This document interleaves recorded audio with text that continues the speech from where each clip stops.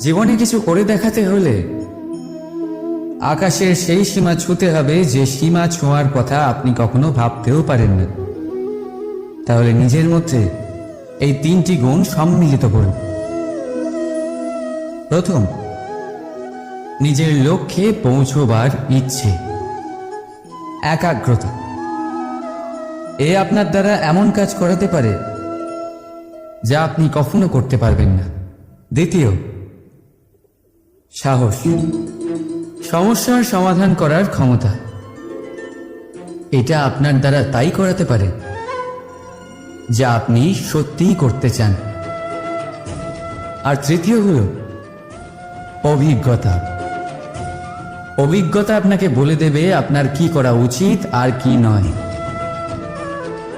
তাহলে যিনি ইচ্ছে, সাহস আর অভিজ্ঞতা এই তিন গুণকে সম্মিলিত করতে পেরেছেন, তাদের জন্য সংসারে এমন কোনো কাজ নেই যা তারা করতে পারেন। তারা সর্বদা প্রসন্ন হয়ে বলেন, রাধা রাধা। মানুষের একটা বিশেষ প্রবৃত্তি হল তারা কখনো নিজেকে নিয়ে সন্তুষ্ট হন না, কখনো নিজেকে নিয়ে প্রসন্ন হন না। যা আছে তার থেকে বেশি পেতে চান, যা পেয়ে গেলেন তার থেকে আরো বেশি পেতে চান। নিজেদের জীবনে বদল, পরিবর্তন আনতে চান। আর এই প্রবৃত্তি এই সংসারের সবচেয়ে মহান, কারণ এই প্রবৃত্তির জন্যই সংসারের বিকাশ হয়। কিন্তু এই বদলের জন্য মানুষ তার খোঁজে থাকেন যা তার জীবনে বদল আনতে পারবে, তাকে পথ দেখাতে পারবে, তার জীবনে পরিবর্তন আনতে পারবে। আর তাই মানুষ সংসার জুড়ে তাকেই খোঁজেন যিনি তার পাশেই আছেন।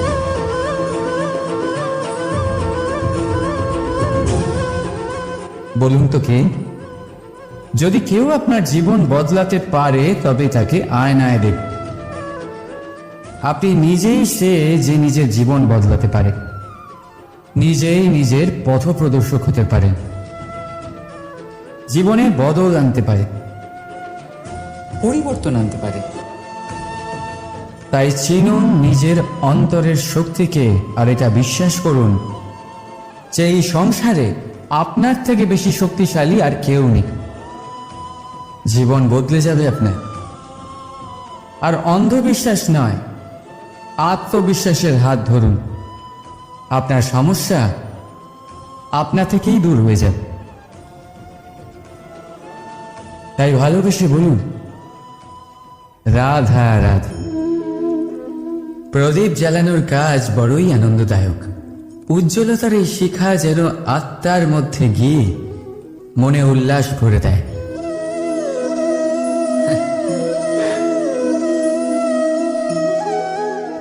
এই আমি কি করলাম?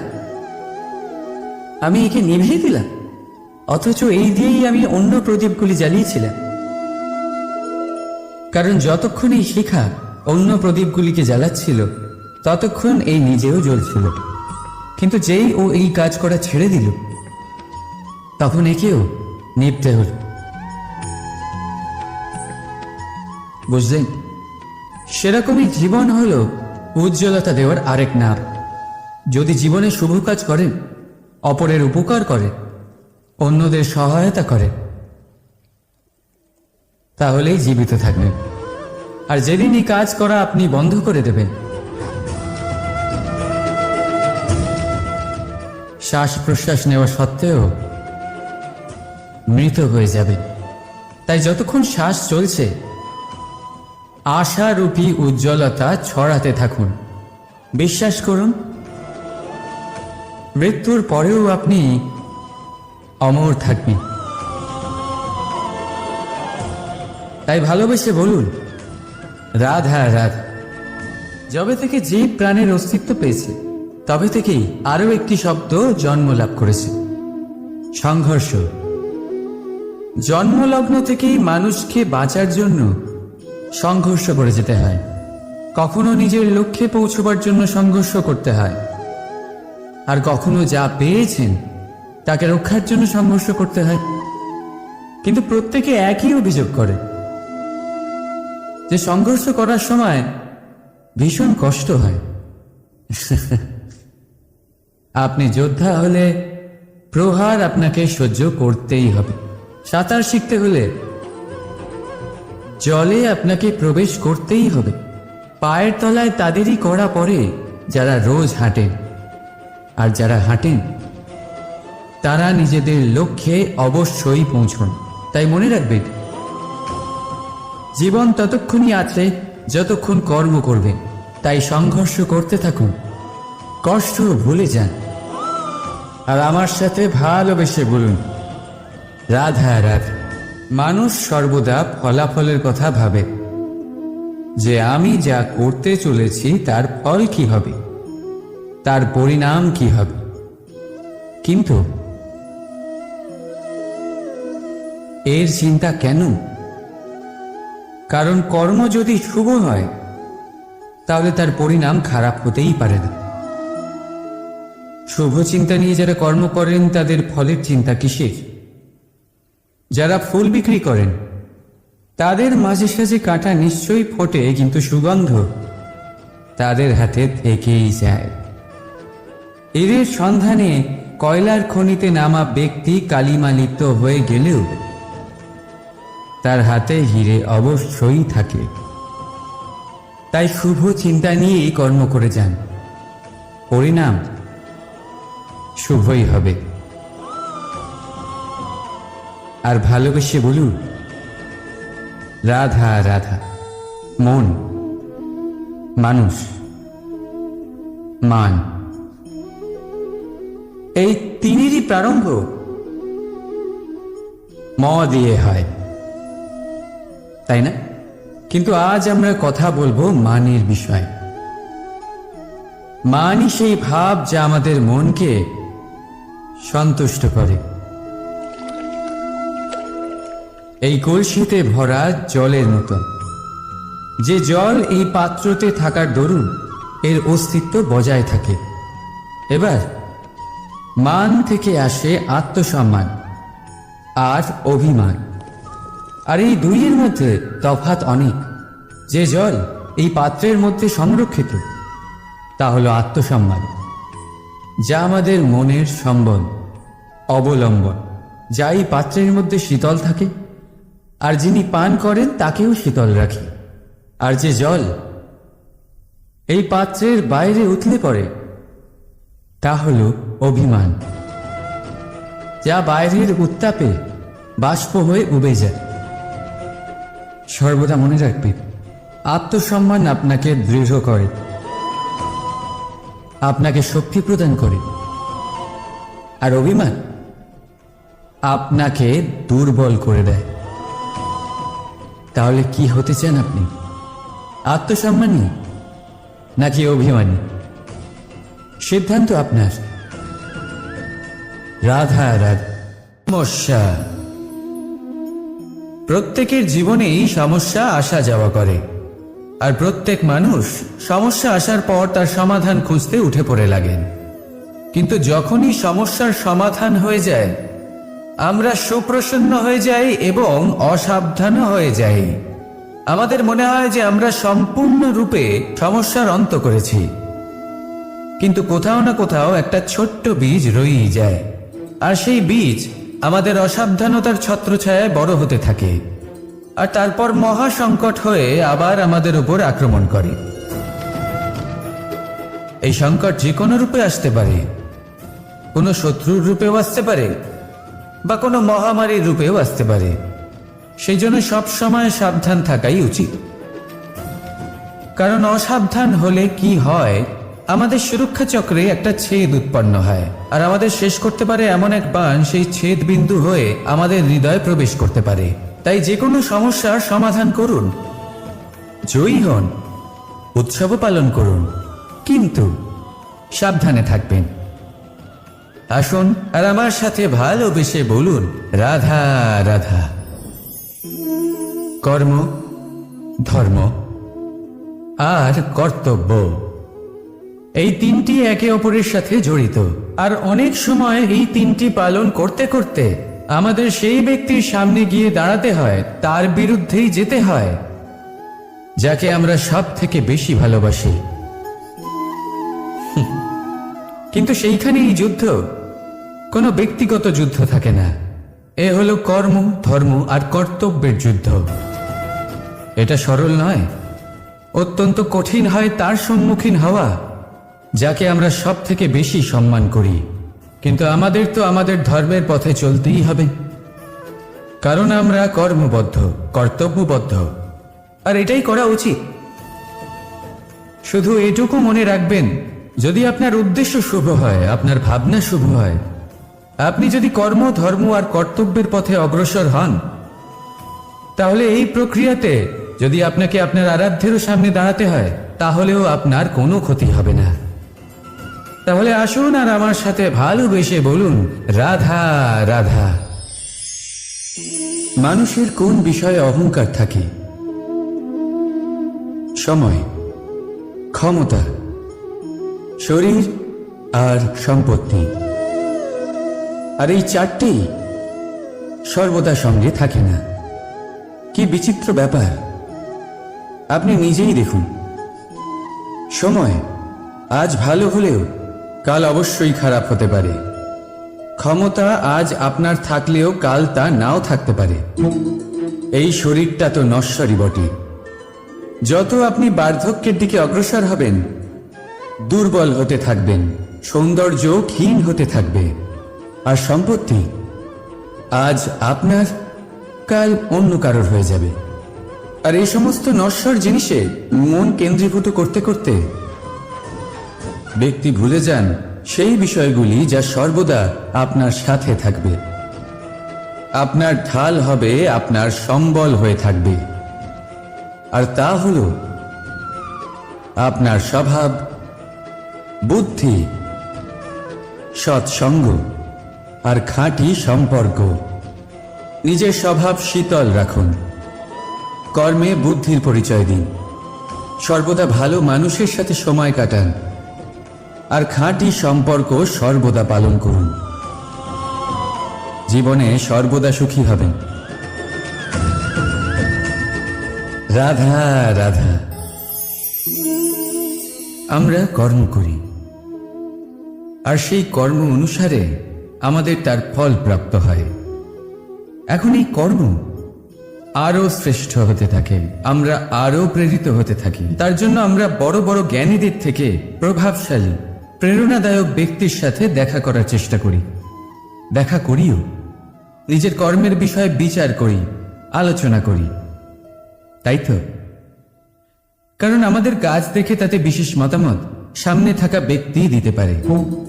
কিন্তু এই পুরো চক্রতে সংসারের সব থেকে গুরুত্বপূর্ণ ব্যক্তির সাথে কথা বলতে আমরা ভুলেই যাই। আপনি কি জানেন সংসারের সব থেকে গুরুত্বপূর্ণ ব্যক্তি কে? স্বয়ং আপনি। হ্যাঁ, আপনি সে।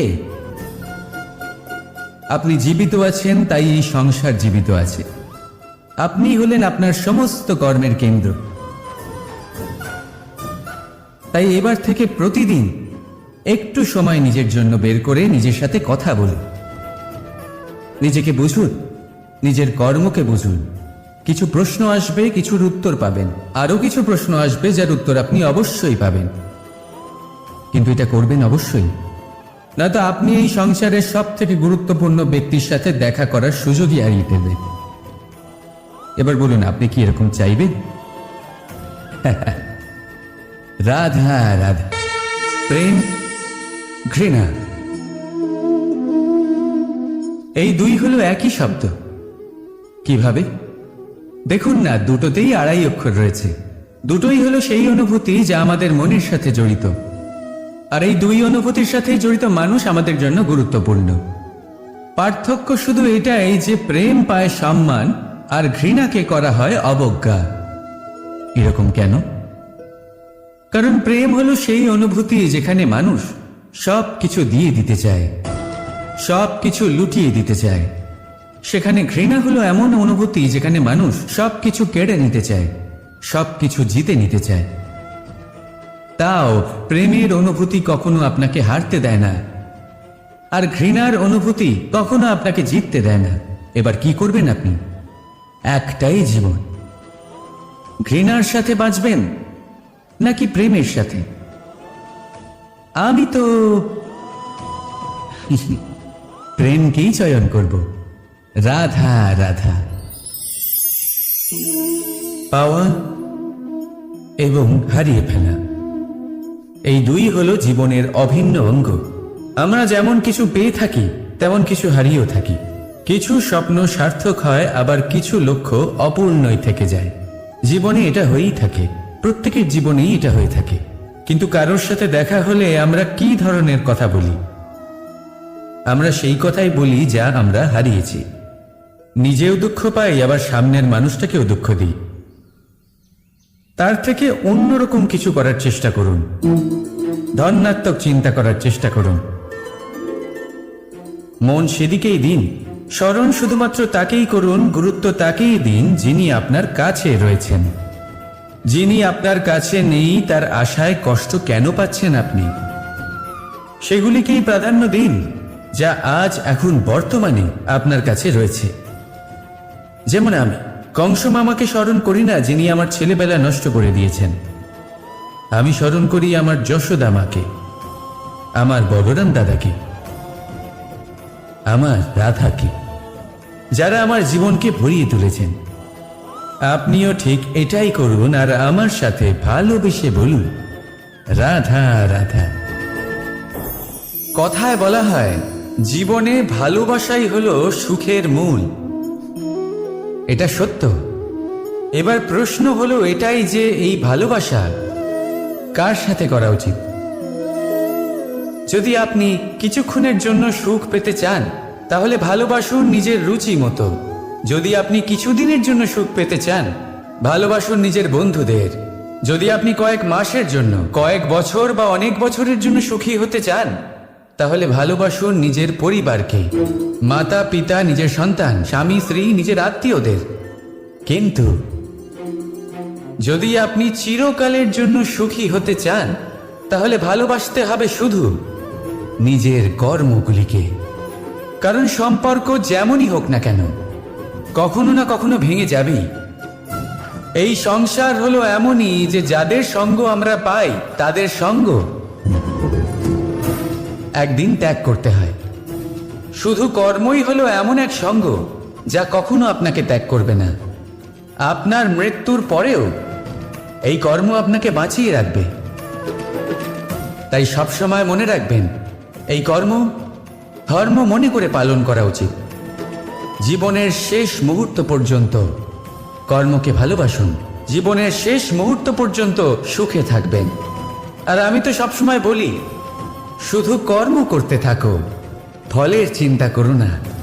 তাহলে আসুন আর আমার সাথে ভালোবেসে বলুন রাধা রাধা। সদিচ্ছা দেখতে গেলে 3 অক্ষরে তৈরি এই শব্দ, কিন্তু সমস্ত ত্রিলোক তার উপরেই আধারিত। আপনি এই সংসারে এসেছেন তখন অবশ্যই শ্বাস নেবেন, কিন্তু তার বদলে আপনাকে কিছু তো দিতেই হবে। আপনার উপর নির্ভর করছে আপনি কি দেবেন। কি দেবেন এই সংসারকে, এই সমাজকে, নিজের পরিবারকে, আর তার বদলে কি নেবেন? যশ নাকি অপযশ? দেখুন, এক ছিল রাবণ, যে কিনা সমুদ্র পার করলো সীতাকে অপহরণ করার জন্য, আর এক ছিলেন রামচন্দ্র, যিনি সমুদ্র পার করেছিলেন, সেতু বানিয়ে গিয়েছিলেন সীতাকে ফিরিয়ে নিয়ে আসার জন্য। দুজনেই সমুদ্র পার করেছিলেন, শুধু পার্থক্য ছিল সদিচ্ছাকে বোঝার, লক্ষ্যের। অনেক মানুষের যাত্রা একরকম হতেই পারে, কিন্তু আনন্দ তখনই লাভ করবেন যখন লক্ষ্য শুভ হবে, মহান হবে। এই লক্ষ্য দিয়ে এই সংসারের কল্যাণ হবে এবং মানুষের সম্মান হবে। যদি আপনার সংকল্প উচিত হয় তাহলে আপনার লক্ষ্য উচিতই হবে, নয়তো শুধুমাত্র বিনাশ হবে। আর উচিত এটাই হবে যে বিনাশের হাত থেকে যেন নিজেকে বাঁচানো যায়, কি বলেন? তাই জীবনে যে লক্ষ্য স্থির করছেন মনে রাখবেন তা যেন শুভ লক্ষ্য হয়। যদি এরকম হয় তাহলে আপনার যাত্রা, আপনার জীবন দুটোই শুভময় হবে। আসুন আর আমার সাথে ভালোবেসে বলুন রাধা রাধা।